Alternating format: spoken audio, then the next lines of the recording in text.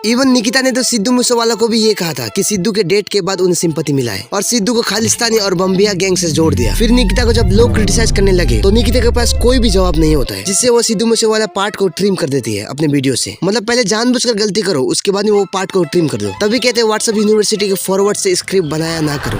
अब क्या इस बात को इमेजिन कर सकते हो कि 1998 में सोनी का एक ऐसा कैमरा हुआ करता था जिससे पहनकर आप किसी को भी फुल टू नंगू पंगू देख सकते हो। ये क्या हो गया? ये क्या सुन रहा हूँ मैं? लेकिन एक सेकंड, उससे ली हुई तस्वीरें दिखती कैसी थी? चुप हो जा सातवीं फेल, चुप हो जा। निकिता ठाकुर एक यूट्यूबर है जो मुंबई से और अपने चैनल्स पर करंट अफेयर्स या फेमस टॉपिक पर वीडियो बनाती है जिनके 1.7 मिलियन से ज्यादा सब्सक्राइबर है। लेकिन कुछ वीडियोस में उसने ऐसे बातें कही है जो गलत और कंट्रोवर्सी है, क्योंकि ये अपने आप को फैक्ट चेकर मानती है। और मैंने सुना है कि ये गौरव ठाकुर के बहन है, मतलब भाई बहन पे ही मैं वीडियो बना रहा हूँ। इसका मतलब ये है कि दोनों में लोचा है। ओके, निकिता ठाकुर ने बहुत सारे ऐसे झूठे क्लेम खुद के ओपिनियन बेसलेस प्रूफ से किया है, जैसे कि चाहे वो पंजाबी सिंगर्स को खालिस्तानी कहना बस एक लिरिक्स के बेसिस पे, या फिर दिलजीत दोसांझ को पाकिस्तानी सपोर्टर दिखाना, यहाँ तक कि सिद्धू मूसेवाला को भी खालिस्तानी और मरने के बाद सिंपैथी मिली ये कहा है, या फिर मोदी जी का चरण स्पर्श करना जो कि भाई बहन ही लगे हैं। कई सारे ऐसे फेक क्लेम हैं जो आज की वीडियो में हम देखेंगे, डिबंक करेंगे, क्योंकि जब ऐसे यूट्यूबर हमारे नजर में आए तब उसका पोस्टमार्टम करना बहुत ही जरूरी है।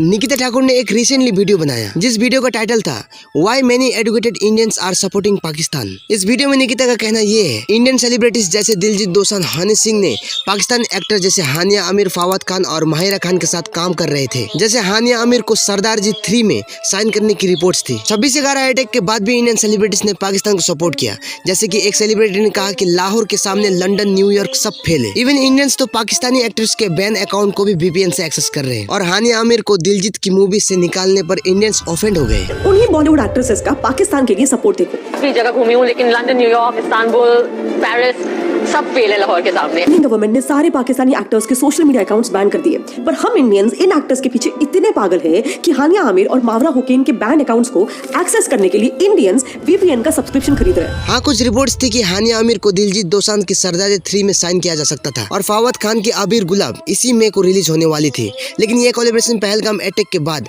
कैंसिल हो गया। तो ये बोलना कि इंडियंस अब भी इनको सपोर्ट कर रहे हैं पूरा सच नहीं है। हाँ, कुछ इंडियन फैंस ने VPN का यूज करके बैन पाकिस्तान एक्टर्स जैसे हानिया आमिर के अकाउंट्स को एक्सेस किया, लेकिन ये एक छोटा ग्रुप है, ना कि पूरा इंडिया। हानिया को सरदारजी 3 से निकालने पर कुछ फैंस ऑफेंड हुए, लेकिन ये भी लिमिटेड रिएक्शन था। ज्यादातर इंडियंस ने पहलगाम अटैक के बाद पाकिस्तान एक्टर के अगेंस्ट स्टैंड लिया था, क्योंकि है तो हम इंडियंस ही ना, क्योंकि हर एक इंडियंस के मन में वो बदला का भावना कहीं ना कहीं गूंज रहा था। और हाँ, मैं उन एक्टर्स की बात नहीं कर रहा हूँ कि जिसने एक ट्वीट तक नहीं किया। निकिता के इस 1 साल पहले के वीडियोस को देखो, जिसमें निकिता ने पंजाबी सिंगर्स को डायरेक्ट खालिस्तानी कहा था विदाउट एनी प्रूफ, जिसके लिए बहुत सारे यूट्यूबर ने इनको क्रिटिसाइज किया। निकिता ने कहा कि पंजाबी सिंगर्स जैसे दिलजीत दोसांझ, सूब, AP Dhillon, even Sidhu Moosewala, JGB, Hardy Sandhu, अफसाना खान और बी प्राक, ये सब खालिस्तानी टेररिस्ट ऑर्गेनाइजेशन जैसे Sikh of justice, Khalistani tiger force और बबर खालिस्तानी इंटरनेशनल से लिंक है और ये सिंगर्स ऑर्गेनाइजेशन के लिए एजेंडा प्रमोट करते हैं। निकिता का कहना ये है, एपी डिलन, दिलजीत दोसांझ, शुभ, JGB, हार्डकोर, अफसाना खान, बी प्राक, ये सभी इंडियन सिंगर्स के कहीं ना कहीं खालिस्तानी लिंक्स है। आज की वीडियो में हम डिटेल में यही लिंक्स को स्टडी करेंगे कि ये सिंगर्स को उन खालिस्तानी टेररिस्ट ऑर्गेनाइजेशन से क्या मिलता है और ऑफ कोर्स उन ऑर्गेनाइजेशंस को इन सिंगर्स से क्या बेनिफिट्स। लेकिन कोई डायरेक्ट प्रूफ नहीं दिया। निकिता ने कोई सॉलिड प्रूफ नहीं दिया कि ये सिंगर्स डायरेक्टली खालिस्तानी ऑर्गेनाइजेशन के लिए साथ काम करते हैं। उन्होंने बस कुछ ऐसे एग्जांपल्स दिए जैसे कि सॉन्ग के लिरिक्स या सोशल मीडिया पोस्ट, लेकिन ये एग्जांपल्स खालिस्तान सपोर्ट का डायरेक्ट प्रूफ नहीं है, क्योंकि ये सिंगर्स अपनी म्यूजिक के लिए फेमस है, ना कि पॉलिटिकल एक्टिविज्म के लिए। जैसे दिलजीत दोसांझ एक ग्लोबल स्टार है जो बॉलीवुड फिल्म्स और इंटरनेशनल कॉन्सर्ट करते हैं। सूब और एपी डिलोन भी कनाडा बेसिस पंजाबी आर्टिस्ट हैं जो अपने म्यूजिक के लिए जाने जाते हैं और इनका म्यूजिक कल्चर प्राइड या पर्सनल स्ट्रगल के बारे में होता है, ना कि सेपरेटिज्म के बारे में। इवन इन्होंने तो लेट सिद्धू मूसेवाला को भी ये कहा कि उनके डेट के बाद उन्हें सिंपैथी मिली है। नेक्स्ट है सिद्धू मूसेवाला, जिन्हें 2022 में उनकी डेथ के बाद हम इंडियन से काफी ज्यादा सिंपैथी मिली थी, लेकिन उनके तो एक सॉन्ग का टाइटल ही है पंजाब माय मदरलैंड। मतलब ऐसे कोई कैसे बोल सकता है जो इस दुनिया में नहीं है। एंड ऐसे भी नहीं है कि उन्हें मरने के बाद सिंपैथी मिली, क्योंकि जीते जी उन्होंने इतना सारा नाम कमा लिया था कि उन्हें सिंपैथी की जरूरत नहीं थी, क्योंकि टैलेंट नाम की कोई चीज होती है। लेकिन निकिता समझेगी नहीं, क्योंकि उनके पास टैलेंट तो है नहीं। और देखो, निकिता ने सिद्धू को खालिस्तानी और बम्बिया गैंग से जोड़ दिया। किस बेस पे? देखो, एक्चुअली पंजाब में ये सभी सिंगर्स किसी ना किसी गैंग से एसोसिएटेड होते ही हैं, जैसे मैंने आपको ऑलरेडी बताया। सिद्धू मूसेवाला के केस में भी अगर आप देखोगे तो वो बम्बिया गैंग से लिंक थे। इनफैक्ट मूसेवाला ने तो बम्बिया बोले नाम का एक सॉन्ग भी रिलीज किया था। कोई सेंस है इस बात की? अब निकिता का लॉजिक निकिता ही जाने, मेरे बस की नहीं। मतलब एक सिद्धू का गाना है बम्बिया बोले के नाम से, तो इसका मतलब ये हुआ कि सिद्धू मूसेवाला बम्बिया गैंग से रिलेटेड है। एक लिरिक्स के बेसिस से उन्हें जोड़ दिया बम्बिया गैंग से। ओके, तो निकिता के लॉजिक के हिसाब से निकिता नाम के कई सारे ऐसे केसेस आ रहे हैं, पिछले दिन हमने देखा है। अतुल सुभाष, मानव शर्मा, कार एक्सीडेंट, रक्षित शर्मा। तो अगला कहीं, क्योंकि निकिता नाम तो आपका भी है ना, आपके लॉजिक से। बात तो सही है। और हाँ देखो, बम्बिया बोले एक पंजाबी फोक सॉन्ग है जिसे शादी में गाया जाता है। तो अगली बार अगर आप वीडियो बनाएंगे तो व्हाट्सएप यूनिवर्सिटी के फॉरवर्ड से स्क्रिप्ट ना बनाया करें। निकिता का ये कहना है कि दिलजीत दोसांझ ने फार्मर फोर्ट्रेस में 1 करोड़ रुपए डोनेट किया था और खालिस्तानी ग्रुप SFJ के गुरपतवंत सिंह पन्नू को सपोर्ट किया, और उन्होंने एक फेसबुक लाइव में यूथ को ऑपरेशन ब्लू स्टार को बदला लेने के लिए कहा। इन दोनों भी इवेंट्स में जो सबसे ज्यादा वोकल थे वो है actor and singer Diljit Dosanjh.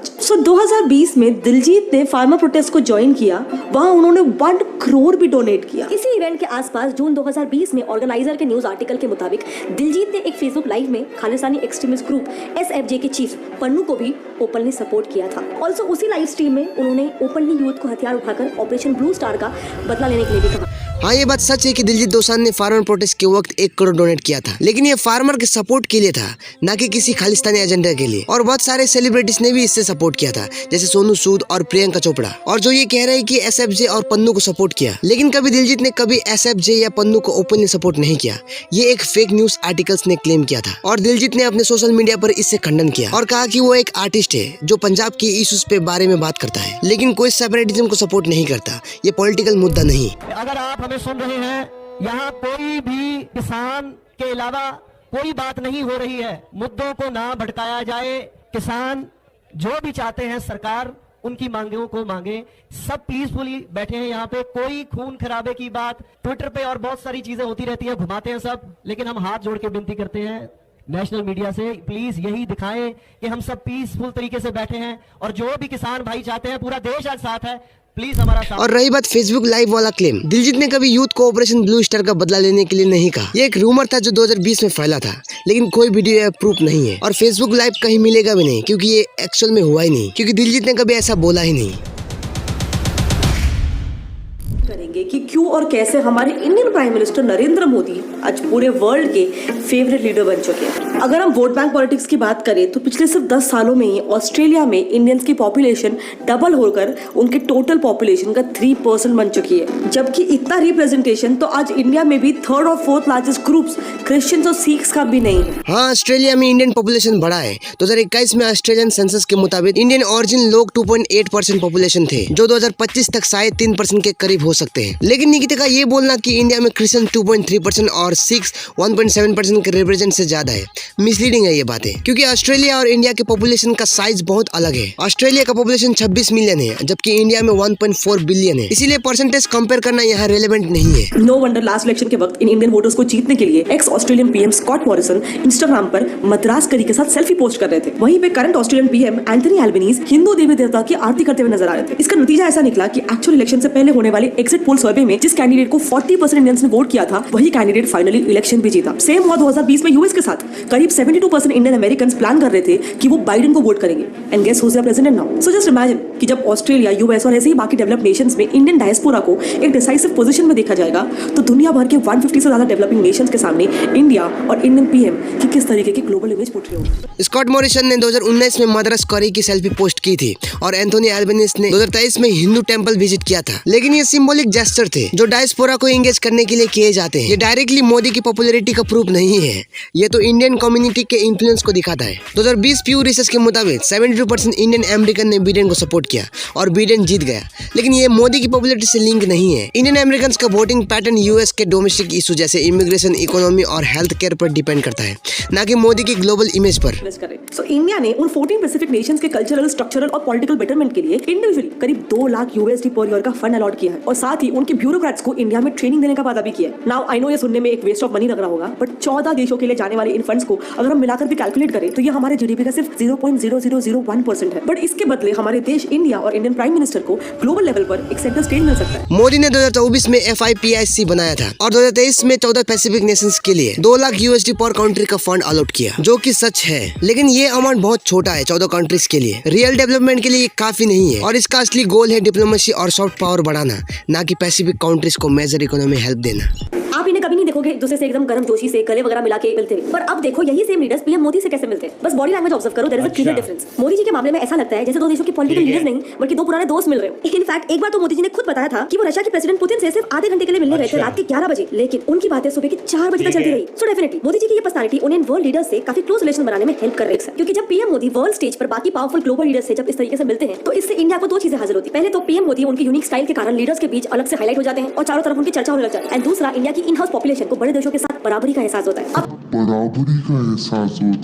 Okay, Modi की बॉडी लैंग्वेज फ्रेंडली है, जैसे पुतिन, बिडेन या एल्बनीज के साथ उनकी मीटिंग में देखा गया है। और 2019 में मोदी और पुतिन की व्लादिवोस्तोक में मीटिंग रात 11 बजे से सुबह 4 बजे तक चली थी, जो सच है। लेकिन ये एक कॉमन डिप्लोमेटिक स्ट्रेटेजी है। बहुत से लीडर्स ऐसे इनफॉर्मल मीटिंग करते हैं ताकि बेटर रिलेशन बन सके, और ये मोदी जी के लिए यूनिक नहीं है। हाँ, मोदी जी को ये स्टाइल थोड़ा उनको हाईलाइट जरूर करती है, लेकिन ये बोलना कि इससे इंडिया को बड़े कंट्रीज के बराबर का एहसास होता है एग्जैगरेट है, क्योंकि इंडिया की global image, economic growth, military power और कल्चरल इन्फ्लुएंस से बढ़ती है, ना कि सिर्फ मोदी के फ्रेंडली बिहेवियर से। समझी निकिता जी? तो वीडियो को यहीं रखते हैं। तो वीडियो पसंद आया तो वीडियो को लाइक, शेयर एंड सब्सक्राइब जरूर करना। एंड कोई बात हो तो कमेंट जरूर करना। और अगर आपको मेरे वीडियोस का नोटिफिकेशन नहीं आ रहा है तो अनसब्सक्राइब करके सब्सक्राइब जरूर कर देना। एंड आगे हम किस पर वीडियो बना सकते हैं कमेंट जरूर करना। मिलते हैं किसी और टॉपिक पर। धन्यवाद।